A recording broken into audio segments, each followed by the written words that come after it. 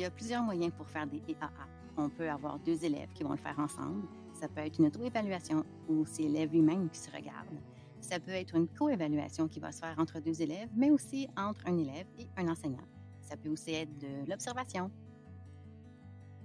Il existe différents outils pour évaluer dans un contexte d'aide à l'apprentissage. En voici donc 5.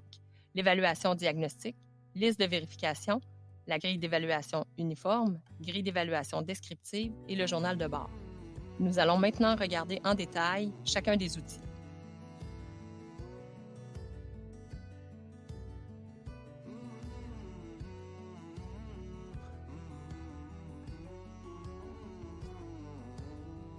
L'évaluation diagnostique, c'est pas de faire un diagnostic, c'est vraiment de vouloir savoir où est-ce qu'il l'élève face à une notion X, par exemple les mathématiques.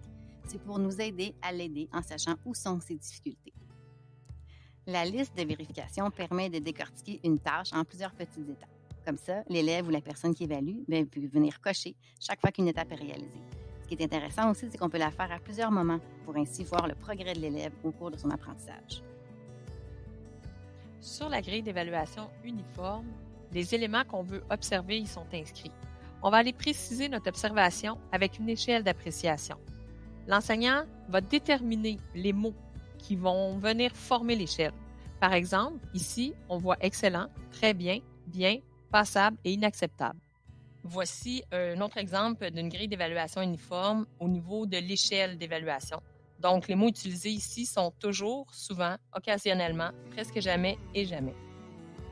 La grille d'évaluation descriptive, c'est une grille dans laquelle on va aller cocher, première chose, si des éléments, par exemple, ici sont manquants, s'il y en a juste un, s'il y en a plusieurs, ou si tout est présent. On peut le faire à différentes dates pour ainsi aller comparer nos commentaires, toujours de l'élève à lui-même, dans le fond, on ne compare pas avec d'autres personnes. On va regarder pour voir l'évolution de l'élève à travers nos commentaires. Le journal de bord permet de suivre l'évolution de l'élève tout au long de ses apprentissages. Pour ce faire, on consigne les observations de façon réflexive ou encore sur l'évolution de la pensée de l'élève ou de ses apprentissages.